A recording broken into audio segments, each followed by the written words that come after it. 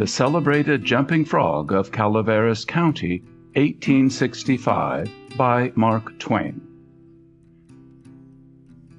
In compliance with the request of a friend of mine who wrote me from the East, I called on good-natured, garrulous old Simon Wheeler, and inquired after my friend's friend Leonidas W. Smiley, as requested to do, and I hereunto append the result.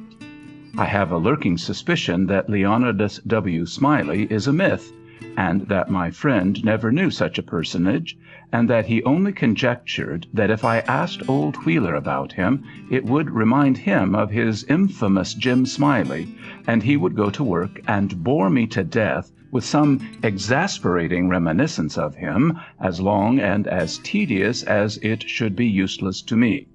If that was the design, it succeeded. I found Simon Wheeler dozing comfortably by the barroom stove of the dilapidated tavern in the decayed mining camp of Angels, and I noticed that he was fat and bald-headed, and had an expression of winning gentleness and simplicity upon his tranquil countenance. He roused up and gave me good day. I told him a friend had commissioned me to make some inquiries about a cherished companion of his boyhood named Leonidas W. Smiley. Reverend Leonidas W. Smiley, a young minister of the gospel, who he had heard was at one time a resident of Angel's Camp. I added that if Mr. Wheeler could tell me anything about this Reverend Leonidas W. Smiley, I would feel under many obligations to him. Simon Wheeler backed me into a corner and blockaded me there with his chair, and then sat down and reeled off the monotonous narrative which follows this paragraph. He never smiled, he never frowned, he never changed his voice from the gentle flowing key to which he tuned his initial sentence.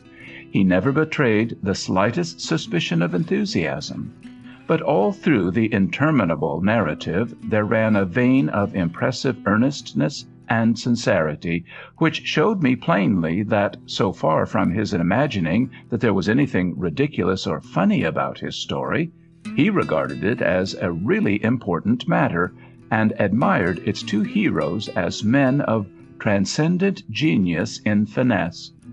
I let him go on in his own way, and never interrupted him once. Reverend Leonidas W. Well, there was a feller here once by the name of Jim Smiley in the winter of '49, or maybe it was the spring of '50.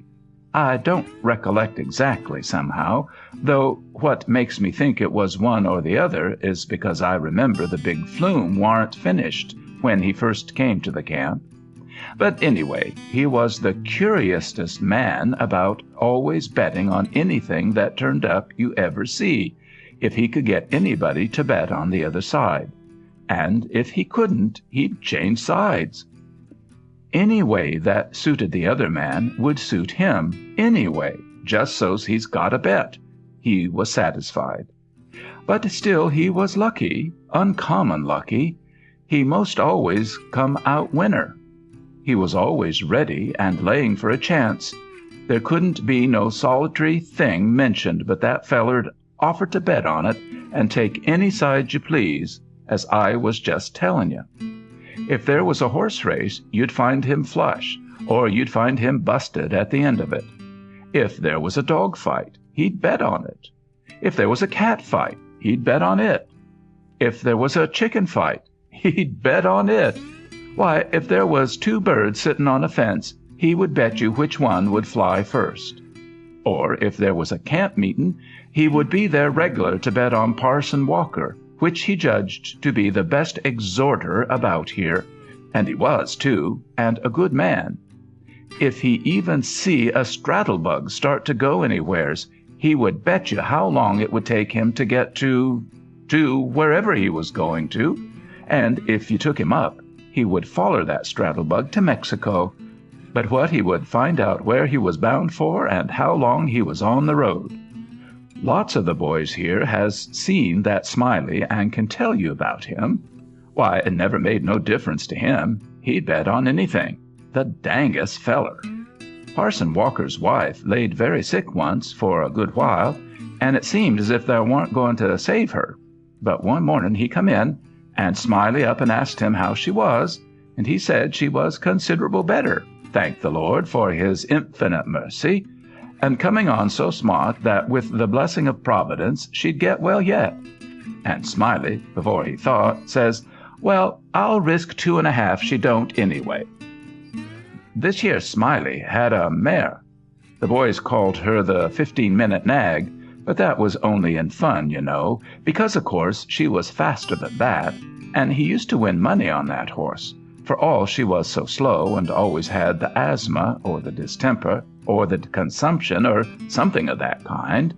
They used to give her 200 or 300 yards start and then pass her underway, but always at the fag end of the race she'd get excited and desperate-like and come cavorting and straddling up and scattering her legs round limber, sometimes in the air and sometimes out to one side amongst the fences, and kicking up more dust and raising more racket with her coughing and sneezing and blowing her nose, and always fetch up at the stand just about a neck ahead, as near as you could cipher it down.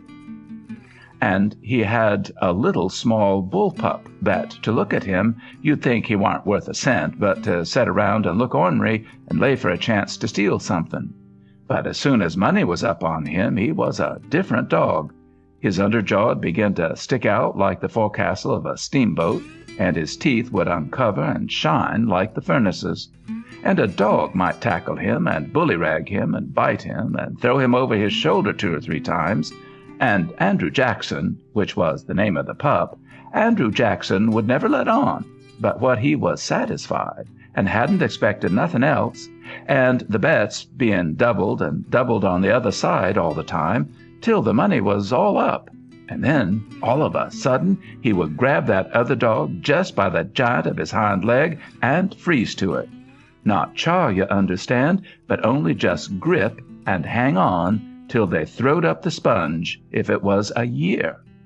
Smiley always come out winner on that pup, till he harnessed a dog once that didn't have no hind legs, because they'd been sawed off in a circular saw, and when the thing had gone along far enough, and the money was all up, and he come to make a snatch for his pet Holt, he see in a minute how he'd been imposed on, and how the other dog had him in the door, so to speak, and he 'peared surprised, and then he looked sort of discouraged like, and didn't try no more to win the fight, and so he got shucked out bad. He gave Smiley a look, as much as to say his heart was broke, and it was his fault for putting up a dog that hadn't no hind legs for him to take hold of, which was his main dependence in a fight, and then he limped off a piece and laid down and died. It was a good pup, was that Andrew Jackson, and would have made a name for hisself if he'd lived, for the stuff was in him, and he had genius. I know it, 'cause he hadn't no opportunities to speak of, and it don't stand to reason that a dog could make such a fight as he could under them circumstances if he hadn't no talent. It always makes me feel sorry when I think of that last fight of his'n and the way it turned out.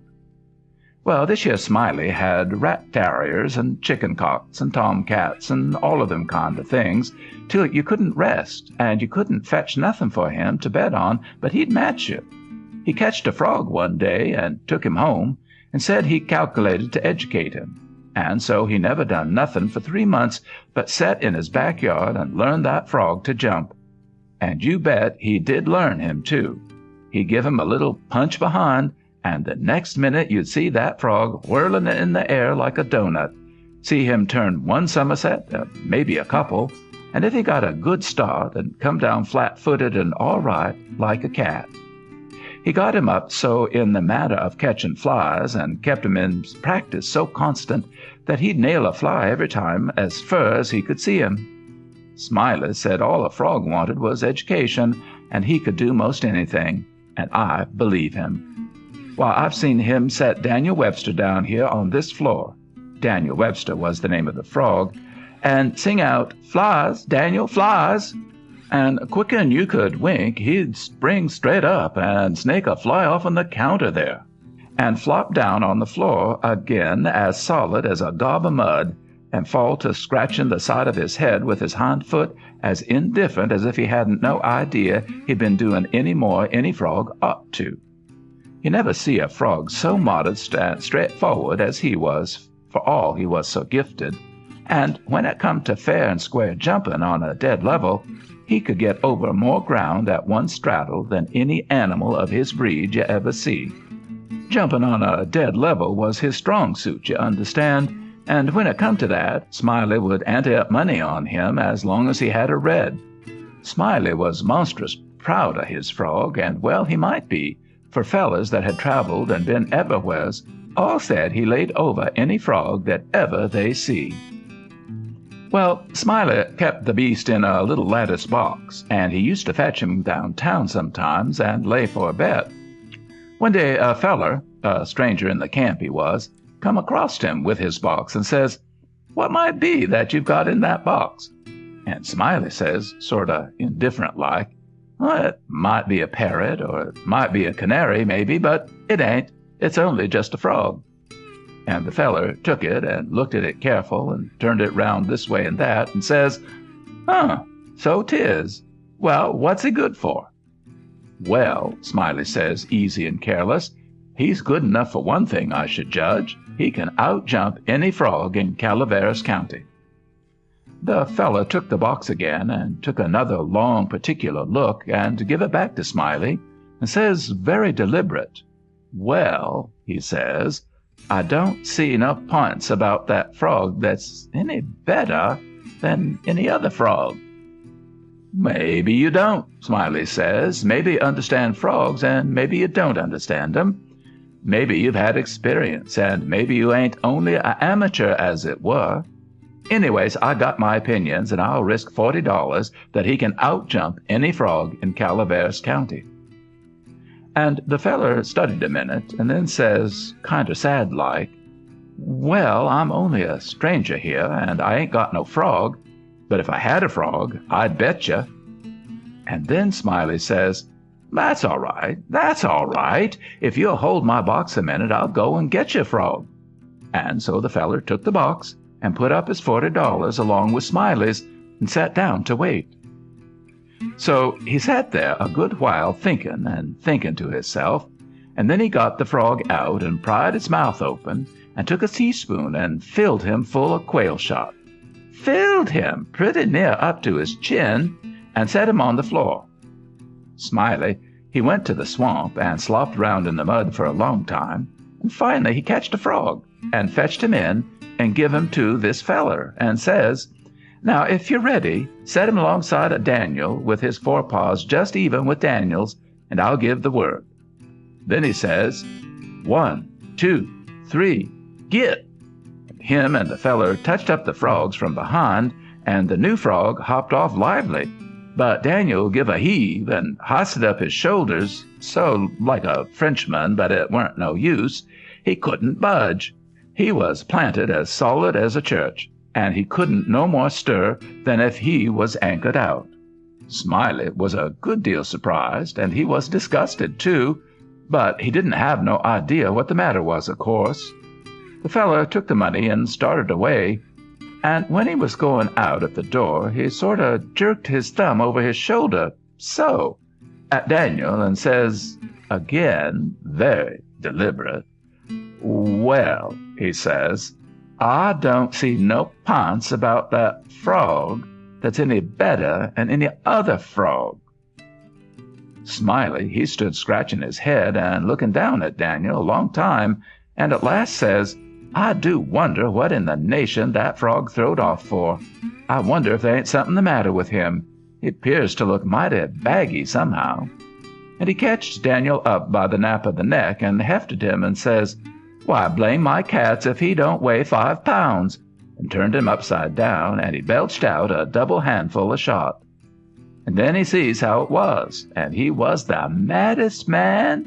He set the frog down and took out after that feller, but he never catched him, and here Simon Wheeler heard his name called from the front yard and got up to see what was wanted. And turning to me as he moved away, he said, "Just set where you are, stranger, and rest easy. I ain't going to be gone a second." But, by your leave, I did not think that a continuation of the history of the enterprising vagabond Jim Smiley would be likely to afford me much information concerning the Reverend Leonidas W. Smiley, and so I started away. At the door I met the sociable Wheeler returning, and he buttonholed me and recommenced. Well, this here Smiley had a yaller one-eyed cow that didn't have no tail, only just a short stump like a banana, and... However, lacking both time and inclination, I did not wait to hear about the afflicted cow, but took my leave. End of Story 8.